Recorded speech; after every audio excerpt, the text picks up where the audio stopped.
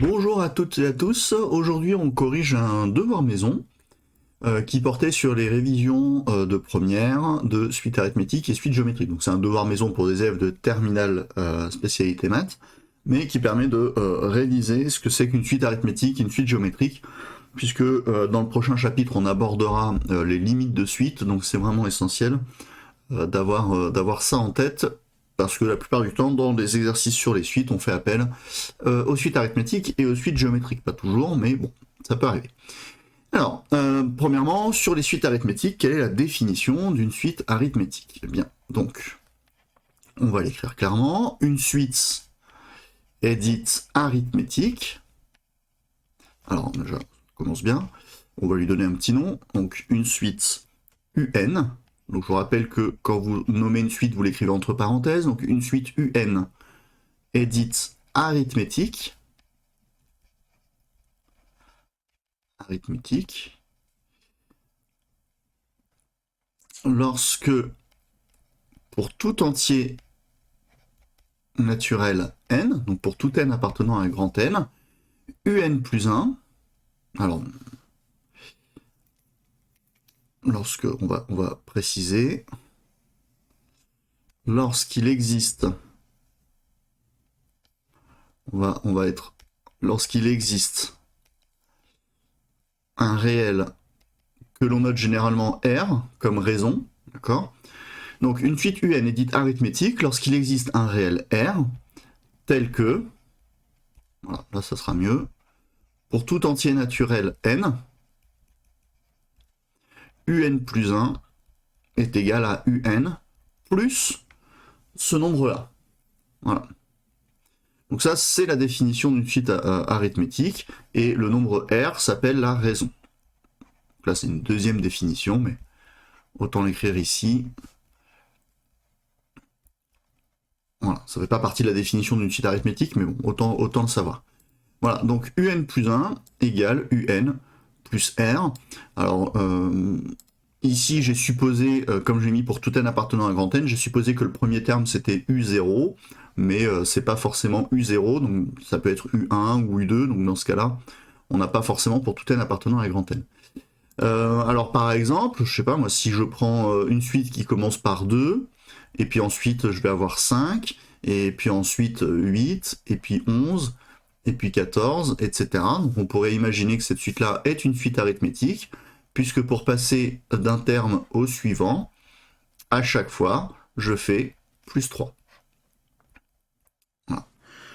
Donc ici, on a bien un plus 1 égale un plus 3. Alors, on n'en sait rien, mais on suppose qu'on fait ça jusqu'au bout. Hein. Jusqu'au bout, à l'infini, quoi. Ok. Comment calculer le terme général d'une suite arithmétique? Donc le terme général, c'est en gros lorsque l'on cherche l'expression explicite. Là, le problème de cette suite arithmétique, c'est qu'on a une expression par récurrence, on a la relation de récurrence, mais nous, ce qu'on aimerait bien, c'est d'avoir une expression générale. Donc, pour tout entier naturel n, tout n appartenant à grand N, ce qu'on veut, c'est un directement en fonction de n. Par exemple, là, si je veux calculer le 15e terme de ma liste, c'est un peu pénible de devoir tout calculer d'un coup. Alors, ce qu'on remarque ici, par rapport au schéma que j'ai fait là, si on reprend l'exemple qui est juste là, c'est que pour passer, par exemple, de 2 à 8, directement, donc pour passer de U0 à U2, d'accord, ça c'est U0, U1, U2, pour passer de U0 à U2, j'ai ajouté 2 fois 3. Donc j'ai fait plus 2 fois 3. D'accord. Et puis quand je veux aller de U0 à, disons, U4, donc pour aller de U0 jusqu'à U4, eh bien j'ai fait 1 fois 3, 2 fois 3, 3 fois 3, 4 fois 3. Donc j'ai fait plus 4 fois 3.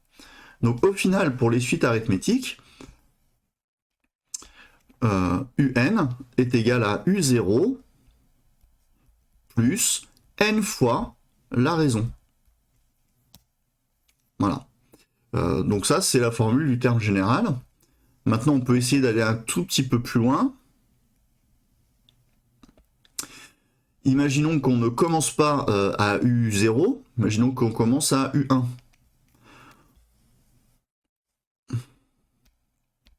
Eh bien, on peut dire aussi que UN est égal à U1 plus, et là, si on regarde bien, si je pars de U1 pour aller à U2, eh bien cette fois-ci, j'ai fait que une fois la raison. Si je pars de U1 pour aller jusqu'à U4, eh bien j'ai fait 3 fois la raison seulement, et pas 4 fois. Donc ici, si je commence à U1, en fait, je vais faire n-1 fois la raison. Et de façon générale, UN est égal à UP plus n-p fois la raison. D'accord ? Donc avec P appartenant à grand N, tac, et puis P inférieur ou égal à N. Voilà. Ok, donc ça s'explique. Si je commence par le deuxième terme, ben en fait, j'enlève les deux premières additions que j'ai faites. Si je commence par le premier terme, j'ai enlevé la première addition. Donc j'ai enlevé ici une addition. Si je commence avec le deuxième terme, j'enlève les deux premières additions. Si je commence avec le quatrième, 1, 2, 3, 4, cinquième terme, j'enlève 4 fois la raison en partant de U0. D'accord ? Donc là, c'est ce qu'on a ici. Donc si je pars de U0, si j'ai UN et j'ai ici U5, je fais n-5 fois la raison. Ok ? U0, 1, 2, 3, 4, ça c'est U4 et j'enlève 4 fois la raison. Ça c'est U3 et j'enlève 3 fois la raison. Ça c'est U2, j'enlève 2 fois la raison. Ça c'est U1 et j'enlève 1 fois la raison. D'accord ? Donc c'est bien ça. Ici, si j'ai UP, j'enlève P fois la raison. Voilà. Et comment calculer la somme des n premiers termes ? Donc l'exemple assez classique, c'est lorsqu'on veut additionner 1, plus 2, plus 3, comme ça, jusqu'à 100. Une technique qu'on peut apprendre, c'est de dire, si j'écris 100, plus 99, plus 98, plus, etc., jusqu'à 1, ça donne le même résultat. Voilà. Donc si je fais maintenant, si j'ajoute ces deux choses-là, si j'ai S plus S, donc si j'écris S plus S, eh bien je vais dire que j'ai 1, plus 2, plus 3, plus, etc., jusqu'à 100. Et puis après, j'ai le deuxième S qui fait 100, plus 99, plus 98, plus, etc., jusqu'à 1.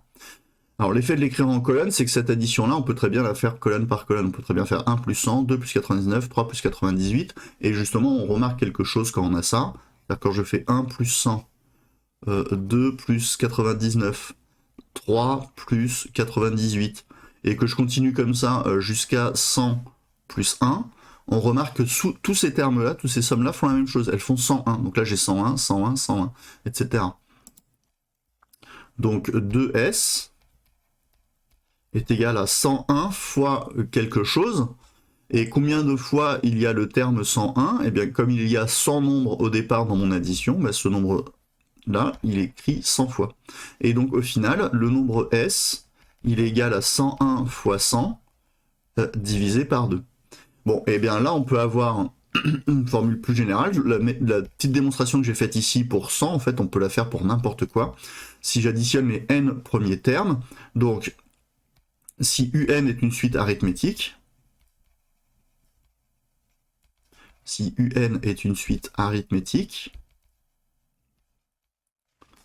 donc de premier terme, U0 et de raison R, alors U0 plus U1 plus etc. jusqu'à UN, déjà ce truc-là on peut l'écrire de façon plus synthétique en disant que c'est la somme de tous les U indice quelque chose, et cet indice, il commence à 0 et il va jusqu'à N. Et donc, ce qu'on peut dire, le 101, comment je l'ai obtenu ? Je l'ai obtenu en faisant le premier terme plus le dernier. Donc, on va dire que je vais avoir U0 plus UN, multiplié par 100, 100 c'était le nombre de termes. Donc ici, on fait bien attention, il y a N plus un terme, et on divise par 2.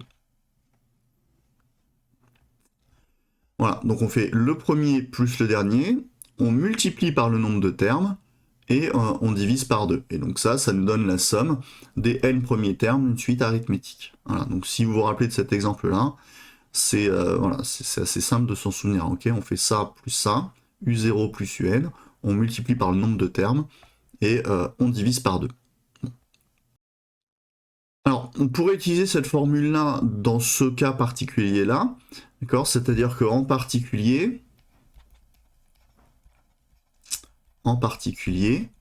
si on veut calculer 1, plus 2, plus 3, plus, etc., jusqu'à n'importe quel nombre, là j'ai fait le calcul jusqu'à 100, mais si je veux aller jusqu'à n'importe quel nombre, eh bien je dis ok, bah je prends le premier terme c'est 1, plus le dernier terme, n, je multiplie par le nombre de termes. Donc là, on fait bien attention, j'ai n termes. J'ai pas n plus 1, puisque j'ai commencé à 1, j'ai pas commencé à 0.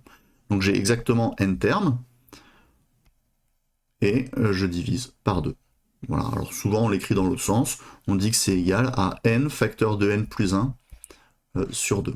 Voilà, donc si je veux aller jusqu'à 20 par exemple, tout simplement, bah, je fais 20 fois 21, divisé par 2, ce qui fait 10 fois 21, ce qui fait 210. Voilà, 1 plus 2 plus 3 plus 4 jusqu'à 20, ça fait 210. Voilà, donc ça c'était pour les suites arithmétiques. Si on regarde maintenant ce qui se passe pour les suites géométriques, bah on va changer de page, on demande la définition d'une suite géométrique, le terme général, et puis les n premiers termes. C'est exactement la même chose qu'ici. Donc on y va, je vais ajouter une page. Donc, pour les suites géométriques, qu'est-ce qu'il fallait raconter? Il fallait dire qu'une suite, alors je vais l'appeler Vn cette fois-ci, mais on aurait très bien pu l'appeler Un, hein. Une suite Vn est dite géométrique.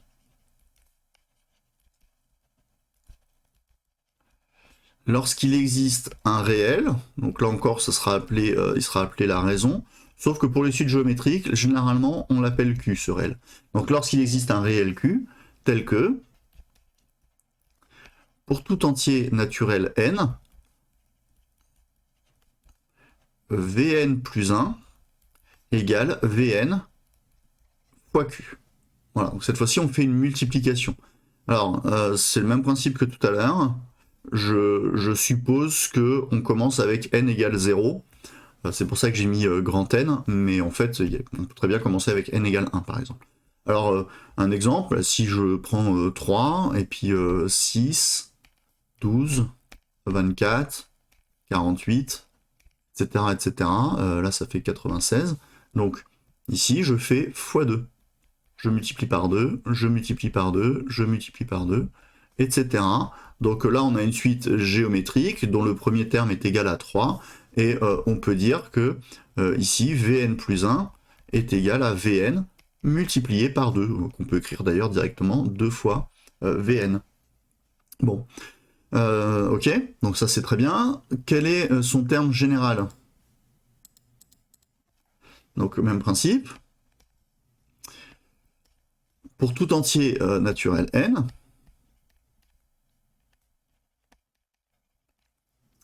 eh bien, si je regarde UN, pardon, voilà. Si je regarde UN, eh bien, ça va être égal à U0 fois Q exposant n. Alors pourquoi ça?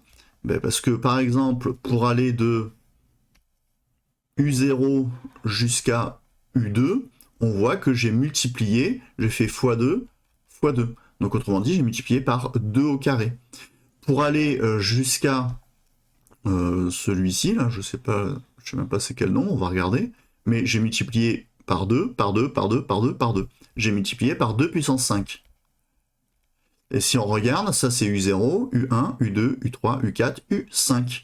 Donc pour aller jusqu'à U5, j'ai multiplié par la raison à la puissance 5. Donc du coup ici, j'ai bien UN égale U0 fois Q puissance n, et ça c'est valable pour tout n, pour tout entier n.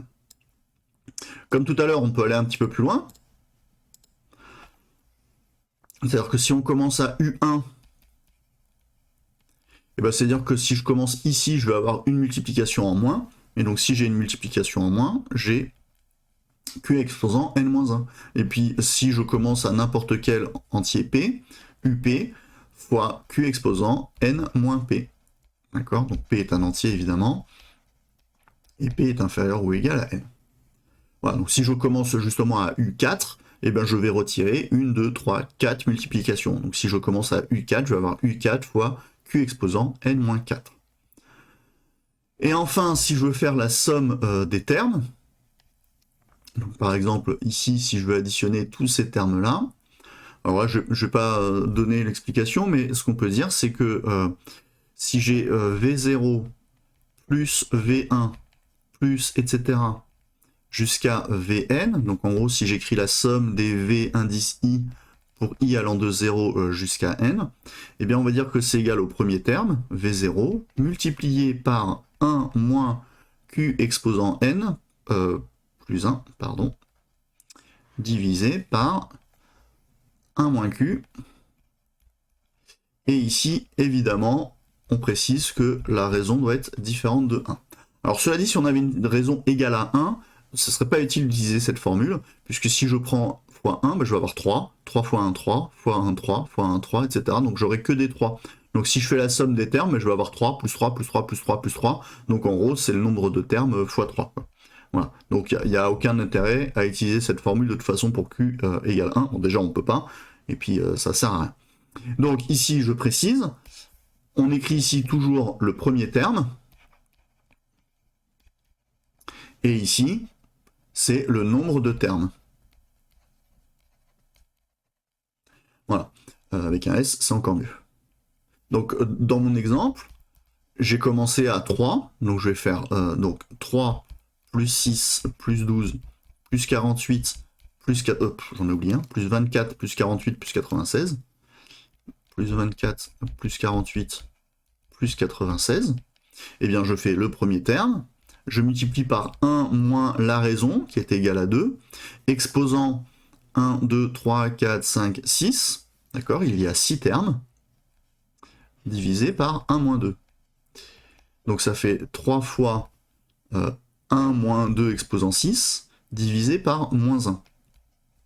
Alors là, on se dit, bah, c'est bizarre, parce que ça va peut-être nous donner un nombre négatif, alors que j'additionne que des nombres positifs. Eh bien non, parce que 1 moins 2 exposant 6, c'est aussi un nombre négatif. Donc ce qu'on peut faire, c'est qu'on peut multiplier par moins 1, au numérateur et au dénominateur. Et en fait, ce que ça va nous donner au numérateur, c'est que ça va simplement échanger ici l'ordre des termes. Et puis le moins 1 va disparaître. D'accord? Donc en gros, ce que je suis en train de faire ici, c'est que je multiplie par moins 1 sur moins 1. Hein, voilà ce que je fais. Moins 1 fois moins 1, ça fait 1. C'est pour ça que j'ai plus rien au dénominateur. Et 1 moins 2 exposant 6, si je le multiplie par moins 1, ça fait 2 exposant 6 moins 1, d'accord? Et comme ce sont des multiplications, évidemment, je vais distribuer le moins 1 uniquement à la parenthèse, et je ne distribue pas le moins 1 également au 3. Hein. Donc là, il n'y a pas d'intérêt, ça ne fonctionne pas comme ça. Voilà, donc bon, après, on pourrait faire le calcul de 2 puissance 6. J'ai la calculatrice sous les yeux, je ne connais pas par cœur, ça fait 64. Donc au final, ici, si je continue mon calcul, c'est égal à 3 fois 64 moins 1. Donc autrement dit, ça fait 3 fois 63, ce qui fait 189. Voilà. Donc 3 plus 6 plus 12 plus 24 plus 48 plus 96, c'est égal à 189. Voilà. Alors dans ce cas-là, évidemment, faire tout ça, on se dit autant calculer l'addition, hein, mais il y a des cas où c'est plus intéressant de pouvoir utiliser cette formule-là. Voilà pour ce petit rappel sur les suites arithmétiques, sur les suites géométriques. Et maintenant, si on regarde les exercices. Donc, exercice 1, un globetrotter a parié qu'il pouvait parcourir 5000 km à pied. Il y a une petite faute là d'ailleurs, je viens de le remarquer. Il parcourt 50 km le premier jour, mais chaque jour la fatigue s'accumule et la distance diminue de 1% tous les jours. Donc j'aurais dû écrire peut-être chaque jour. On a dn, la distance parcourue, durant le nème jour. Déterminer les distances d1, d2, d3. Alors déjà, ce qu'on va constater, c'est que cette suite-là, dn, elle est définie à partir de d1. C'est-à-dire qu'elle n'est pas définie à partir de d0, puisque dn, c'est la distance parcourue le nème jour. Donc d1 pour le premier jour. Donc il n'y a pas de d0 pour le 0e jour. Donc le premier jour, on sait qu'il parcourt 50 km. Donc d1 est égal à 50 km. Ensuite, on sait que chaque jour, la distance parcourue diminue de 1%. La distance diminue de 1%. Donc, si ça diminue de 1%, ça veut dire qu'on multiplie par 1 moins 1%, c'est-à-dire 1 moins 0,01, c'est-à-dire qu'on multiplie par 0,99. Donc, on fait 50 fois 0,99, on trouve 49,5. Donc, le deuxième jour, la distance parcourue de 49,5 km. Et puis le troisième jour, eh bien on fait la même chose. La distance diminue de 1%, mais par rapport à la distance précédente. Donc j'ai 49,5 multiplié par 1 moins 1%, ce qui fait 49,5 multiplié par 0,99. Et donc si avec la calculatrice je fais ça, je trouve 49,005. Voilà. Et là encore, ce sont des kilomètres. Bon, déterminer la nature de la suite et ses caractéristiques. Bon, bah là, on voit qu'on multiplie systématiquement par le même nombre, 0,99, donc ce qui veut dire que cette suite est une suite géométrique. Donc, pour tout entier naturel n, appartenant à grand N, dn plus 1 est égal à dn fois 0,99. Donc, la suite dn est une suite géométrique. Alors ce que j'appelle les caractéristiques de la suite, c'est le premier terme et la raison. Est une suite géométrique de raison Q égale 0,99 et de premier terme, attention, D1 égale 50. Donc ça c'est très important de savoir qu'on commence avec D1 et pas avec D0, parce que si par exemple on a une récurrence à faire, il faut savoir que du coup l'initialisation commencera à 1 et non pas avec 0. Et puis si on utilise toutes les formules qu'on a vues juste avant, toutes ces formules-là, il faut bien savoir que là on va commencer avec un 1 et pas avec un 0. Soit Ln, le nombre total de kilomètres parcourus au bout de n jours. Donner l'expression de Ln en fonction de n. Eh bien, puisque Dn est une suite géométrique, donc en gros Ln est égal à D1 plus D2 plus etc. jusqu'à Dn. D'accord? Donc c'est la somme de toutes les distances parcourues depuis le premier jour jusqu'au nème jour. Donc puisque Dn est une suite géométrique, puisque Dn est une suite géométrique,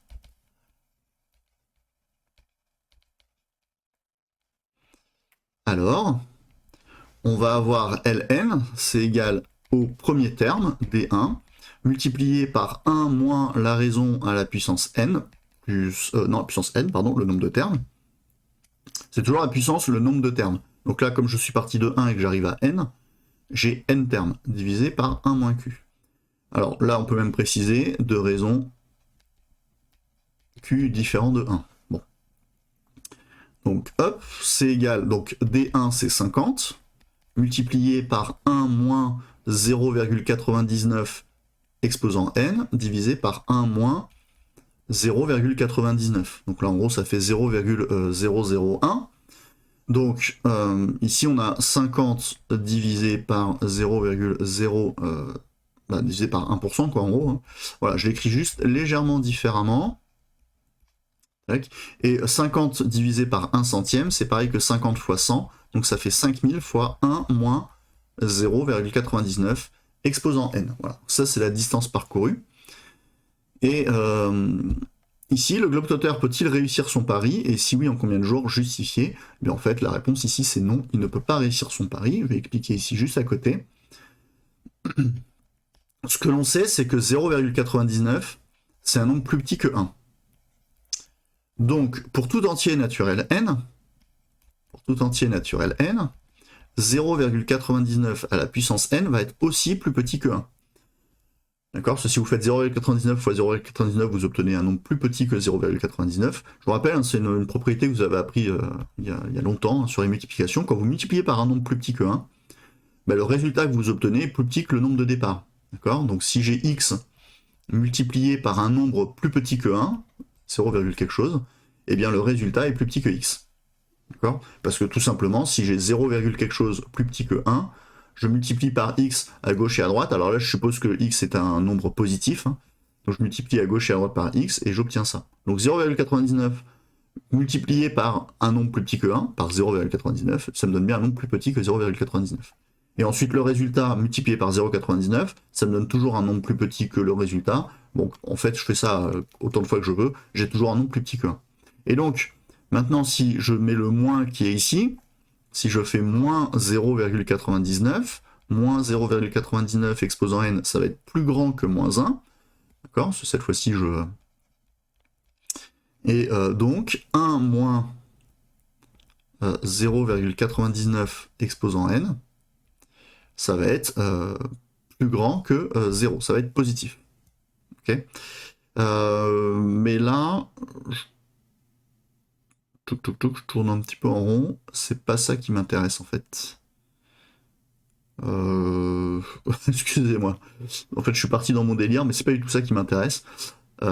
Tac. Et en gros, là, ce que je conclus en disant que bah, donc 5000 fois machin est plus grand que 0. Bon, ok, ça on le savait. Je suis désolé, je suis un peu parti dans mon délire, c'est pas ça qui m'intéressait. Toc. Ce qui m'intéressait, c'est que, bon, voilà, en fait, ce que je veux, c'est juste vous montrer que, là je suis parti un peu n'importe où, c'est que ce truc-là, c'est plus petit que 1. Voilà. Donc en fait, la seule chose qui m'intéresse, pardon, en fait c'est beaucoup plus simple que ça. La seule chose qui m'intéresse, c'est que pour tout entier naturel n, 0,99 exposant n est positif. Voilà. Donc 1 moins 0,99 à la puissance n, c'est plus petit que 1. Parce que je prends le nombre 1 et je lui enlève un nombre positif. Donc le résultat est plus petit que 1. Voilà. Si vous voulez, je peux écrire l'étape intermédiaire qui dit que moins 0,99 exposant n va être inférieur à moins 0, si vous voulez. Je multiplie par moins 1 ici à gauche et à droite, donc je change le sens du signe ici, le sens de l'inégalité, et j'ajoute 1 à gauche et à droite. D'accord? Donc j'obtiens ça. Donc là j'ai fait fois moins 1, et là j'ai simplement fait plus 1. Bon. Donc j'obtiens que ce nombre est plus petit que 1, et donc maintenant si je multiplie par 5000 à gauche et à droite, c'était ça que je voulais faire, je suis parti dans mon truc. Donc si je multiplie par 5000 à gauche et à droite, ça fait 5000 moins 0,99 exposant n, plus petit que 5000 fois 1, donc plus petit que 5000. Et c'est strictement plus petit que 5000. Et donc si c'est strictement plus petit que 5000, ça veut dire qu'on n'atteindra pas les 5000 km.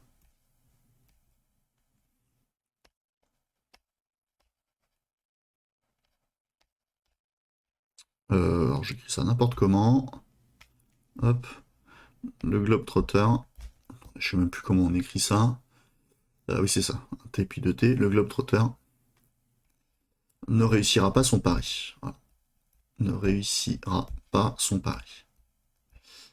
Voilà, tout simplement. Alors en réalité, si vous avez déjà fait le chapitre sur les limites de suite, 0,99 exposant n, quand n tend vers plus l'infini, va tendre vers 0. Donc en fait, ce nombre-là va tendre vers 5000. La longueur ici va s'approcher de 5000, mais elle sera toujours plus petite que 5000. Donc ce globe-trotter-là, bah, voilà, il va s'approcher, il pourra être aussi proche qu'il veut des 5000 km, mais il n'arrivera jamais à atteindre les 5000 km. Alors après, ça va se jouer au millionième de millimètre, donc bon, c'est sûr que dans un contexte réel, ça n'aurait pas de sens, mais voilà, par rapport à cet exercice mathématique, ici, la réponse c'est non. Voilà, c'est terminé pour l'exercice 1. Et l'exercice 2, on possède 1 kg de bactéries et on souhaite en produire 30 kg. L'expérimentation réalisée montre que la masse des bactéries augmente de 20% chaque jour, et chaque jour on prélève 100 g de bactéries pour faire des analyses. Donc là il y a plusieurs choses qui sont importantes. Premièrement, on démarre avec 1 kg de bactéries. Voilà. Ensuite, je peux pas réduire la taille de ce truc-là. Si, là. Attendez, je vais revenir en arrière. Voilà. Je vais faire plus petit. Donc on possède 1 kg de bactéries. Tac, voilà, je vais le faire. Voilà. On possède 1 kg de bactéries, on souhaite en produire 30 kg, donc ça c'est notre objectif. Tac. Et l'expérimentation montre que chaque jour, ça augmente de 20% chaque jour, et qu'on prélève 100 grammes. Voilà. Alors 100 grammes, on peut tout de suite l'écrire, vu que tout le reste est en kilos, on peut tout de suite préciser que 100 grammes, c'est 0,1 kg. Voilà. Donc voilà ce qui nous intéresse dans l'énoncé. On modélise l'évolution de la population de la bactérie par la suite UN, tel que pour tout entier naturel n, UN est la masse de bactéries en grammes, n jours après le début de l'expérimentation. Donc là, par rapport à tout à l'heure, on ne parle pas du nème jour, on parle de n jours après le début de l'expérimentation. Ce qui veut dire que là, par rapport à l'exercice précédent, U0 a un sens, puisque U0, c'est 0 jours après le début de l'expérimentation. En gros, c'est ce qui se passe au début, avant de commencer l'expérimentation. Donc là, on a bien U0 égale 1 kg. Alors, sachant que, et là, c'est important, on a la masse en grammes. Donc, du coup, ici, U0 égale 1000. Donc, du coup, cette remarque-là, on n'en a plus besoin. Okay, et au contraire, on va remarquer que 30 kg, c'est 30 000 grammes. Voilà. Donc U0 égale 1000. Voilà, il n'y a rien de plus à dire, il fallait donner U0. Voilà, on a donné U0. Maintenant, exprimer UN plus 1 en fonction de UN pour tout entier naturel N. Donc là, par contre, il faut bien justifier. Quand on vous dit donner U0, généralement, c'est qu'il n'y a pas de justification. Après, il suffit de dire on possède 1 kg au début de l'expérience, donc voilà. Mais par contre, sinon, la plupart du temps, hein, là, il y a écrit déterminé, déterminé. On ne nous demande pas de justifier, mais c'est sous-entendu. Alors, exprimer UN plus 1 en fonction de UN. Donc, chaque jour, on sait que ça augmente de 20%. D'accord ? La masse augmente de 20% chaque jour. Augmente de 20% par rapport au jour précédent. Donc, au jour précédent. Donc, puisque c'est une augmentation, donc on multiplie la masse précédente par 1 moins 20%, qui est égal à 0,8. De plus, chaque jour, on prélève 100 grammes. Donc, deux points, pour tout entier naturel n, UN plus 1 est égal à UN multiplié par 0,8 moins les 100 grammes qu'on prélève. Voilà, donc ça, c'était l'expression de récurrence qu'on attendait. Donc on constate que cette suite n'est ni une suite arithmétique, ni une suite géométrique. Justifier que UN n'est ni arithmétique ni géométrique. Alors on le constate, comment on fait pour le justifier ? Bien, il suffit de calculer les premiers termes. Donc on sait que U0 égale 1000, U1 est égal à 1000 fois 0,8 moins 100. Donc U1, on constate que donc, si ça fait 800 moins 100, ça fait 700. Et U2 est égal à 700 fois 0,8, donc 560, moins 100. Donc ça fait 460. Donc qu'est-ce qu'on remarque? C'est que si je fais U1 moins U0, ça fait 700... ça fait 700 moins 1000, donc ça va faire moins 300. Et U2 moins U1, ça fait 460 moins 700, donc on obtient moins 240. Donc ça veut dire que pour passer de ça à ça, pour passer de là à là... Oula, attendez. Je fais une grosse erreur. Oui, c'est ça de faire les vidéos comme ça. 1 plus 20%, voilà, vous l'aviez peut-être remarqué. Donc là, ici, on multiplie par 1,2. Si vous l'avez remarqué, c'était bien. Voilà. Donc les élèves qui regardent la vidéo doivent se marrer parce qu'en classe, je fais le même genre de bêtises. Ça, c'est quand on veut aller trop vite et qu'on n'est pas attentif. Vous voyez ce qui se passe. Et du coup, on fait vraiment n'importe quoi. Donc désolé pour cette erreur. Donc ici, ouais, ça aussi, ça va être faux. Tac, allez, tout ça, c'est faux. Donc on multiplie par 1,2. Donc ça fait 1200 moins 100, ça fait 1100. Et là, on fait 1100 fois 1,2. Donc fois 1,2, on trouve 1440, et 1440 moins 100, ça fait 1340. Voilà. Donc maintenant, si je fais U1 moins U0, ça fait 100, et U2 moins U1, ça fait 240. Donc on constate que pour aller de 1000 à 1100, on a ajouté 100, et pour aller de 1100 à 1340, on a ajouté 240. Comme on n'a pas ajouté le même terme, ça veut dire que UN n'est forcément pas une suite arithmétique.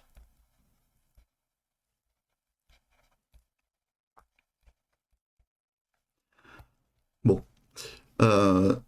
Et pour une suite géométrique, on fait U1 divisé par U0, puisque là on divise pas par... donc ça fait 1100 divisé par 1000.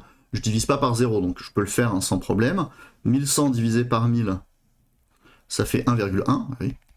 Donc ça veut dire que pour passer de U0 à U1, je multiplie par 1,1. Et lorsque je fais U2 divisé par U1, donc 1340 divisé par 1100, Là, cette fois-ci, je trouve à peu près 0,218.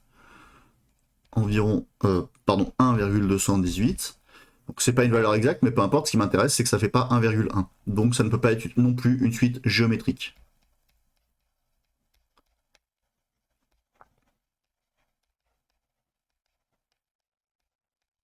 Voilà. Alors, pour tout entier naturel n, on pose Vn égale Un moins 500. Ça, c'est la question 2. Pour tout n appartenant à grand N, Vn égale Un moins 500. Bien. On nous demande de déterminer V0, puis de justifier que la suite Vn est une suite géométrique, et puis ensuite déterminer l'expression de Un en fonction de n. Alors, donc V0, c'est égal à U0 moins 500. Donc là, c'est facile, ça fait 1000 moins 500, et c'est égal à 500. Ensuite, on veut justifier que cette suite est géométrique. Donc, il faut faire le calcul pour tout entier naturel n, et on veut calculer Vn plus 1, et on veut trouver Vn plus 1 en fonction de Vn. Il se trouve que Vn plus 1, c'est égal à Un plus 1, moins 500. J'utilise la seule chose que je connais, à savoir l'expression ici de Vn en fonction de Un. Donc Vn plus 1, c'est égal à Un plus 1 moins 500. Ensuite, je sais que Un plus 1, c'est 1,2 Un moins 100. Donc ici, c'est égal à 1,2 Un moins 100, et puis ici, moins 500. Ce qui fait 1,2 Un moins 600. Mais Un, d'après l'expression de Vn, ici, je peux dire que Un est égal à Vn plus 500. D'accord? Si j'ajoute 500 à gauche et à droite de mon égalité. Donc je peux remplacer le Un qui est ici, je peux le remplacer par 1,2 fois Vn plus 500 et moins 600. Donc je développe, ça fait 1,2 fois Vn plus 1,2 fois 500, ça fait 600. Moins 600. Conclusion, Vn plus 1 est égal à 1,2 fois Vn. Et là, on obtient bien la définition d'une suite géométrique de raison 1,2. Donc Vn, entre parenthèses, est une suite géométrique de raison Q égale 1,2 et de premier terme V0 égale 500. Donc, je vais l'écrire à côté. Immédiatement, on peut donc dire que pour tout n appartenant à grand N, Vn égale le premier terme fois la raison à la puissance n. C'est donc égal à 500 fois 1,2 à la puissance n. Et par conséquent, puisque Un est égal à Vn plus 500,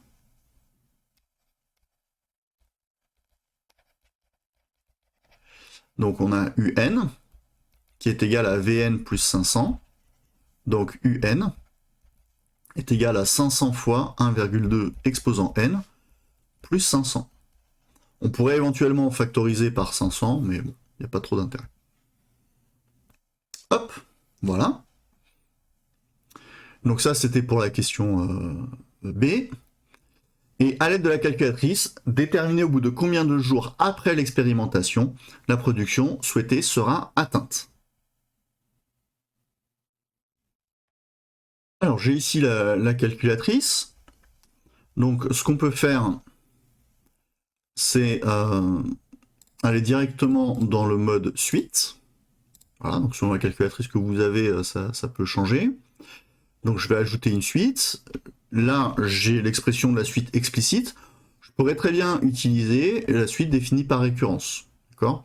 Donc je vais faire ça. Comme ça, je vous montre avec la suite définie par récurrence, parce qu'on n'a pas forcément l'expression explicite. Donc on sait que Un plus 1, c'était 1,2 fois Un, et on faisait moins 100 grammes. Voilà. Tac. Et puis évidemment, il faut préciser le premier terme. U0, c'était 1000 grammes. Ok. Donc maintenant, je peux afficher les valeurs. Tac. Et voilà ce que ça donne. Et donc, U0 égale 1000. Un jour après l'expérimentation, on a 1100. 2 jours après l'expérimentation, on a 1220. Et ça correspond pas du tout au calcul que j'ai fait, donc ça veut dire que j'ai encore fait une erreur quelque part. Ah bah oui, parce que j'avais fait... qu'est-ce que j'ai fait comme ânerie? 1100 fois 1,2, bah, je suis désolé, là aussi vous avez dû vous rendre compte, ça fait 1300. Oh là là, mais ça correspond à n'importe quoi ça. Ça fait 1320, moins 100, on arrive à 1220. Alors n'importe quoi. Je suis pas réveillé là ce matin. 1220. U2 égale 1220. Donc ici, si je fais 1220 divisé par 1100, j'obtiens environ 1,109. 1,109. Alors c'est un peu plus proche des 1,1, mais c'est toujours pas la bonne réponse, donc ça change rien à la conclusion. Bon voilà, bon désolé pour ces erreurs en pagaille là. Le reste normalement c'est bon. Hein. Bon. Donc je reviens ici, donc j'arrive donc bien à 1220. C'est bien ce que j'ai écrit, je sais même plus. Oui, c'est bien ce que j'ai écrit. Donc U3, etc. Et on va arriver à 30 kg. Donc on peut descendre comme ça, voilà, jusqu'à voir si on arrive rapidement à 30. Alors là, sur cette calculatrice-là, il faut régler l'intervalle, mais on voit qu'au début, ça augmente doucement, et puis vous voyez que là, on fait carrément plus 500 en un jour. Donc on voit qu'il n'y a peut-être pas besoin d'aller très très loin. Donc je vais aller jusqu'à 50. On ira sans doute pas jusqu'à 50, mais... ok, puis il suffit voilà, de descendre. Vous voyez, ça augmente au fur et à mesure de plus en plus vite. Donc là, c'est 18 jours après l'expérimentation. Et là, voilà. Donc 22 jours, on est à 28 000. Et à 23 jours, on est à 33 000. Donc, hop, je me mets ça sur le côté. Ici, je vais écrire sur une nouvelle page. Hein, voilà. Tac. Donc, c'était la question 3.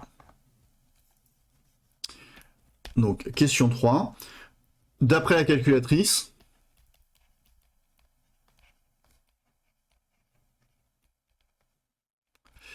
donc on a, donc là il faut bien le préciser, on a U indice 22 qui est environ égal à 28 103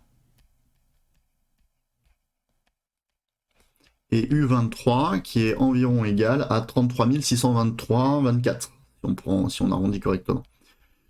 Donc en gros, 22 jours après l'expérimentation, on n'a pas assez, on est en dessous des 30 kg. Par contre, c'est à partir du 23e jour où on en aura assez. Donc la question dit, déterminer au bout de combien de jours après expérimentation la production souhaitée sera atteinte. Donc la production souhaitée sera atteinte au bout du 23e jour, 23 jours après le début de l'expérimentation. Donc la quantité souhaitée sera atteinte.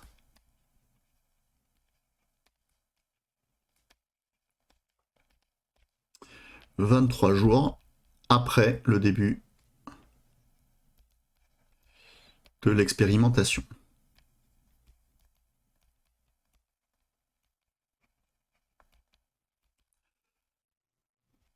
Voilà, c'est la fin de cette correction.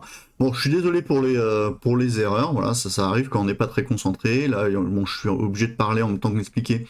C'est pas forcément un exercice évident, mais bon, c'est pas une raison pour se tromper. Voilà, ce qui est clair, c'est que dès qu'on n'est pas concentré à 100%, on voit qu'on peut faire rapidement des petites erreurs.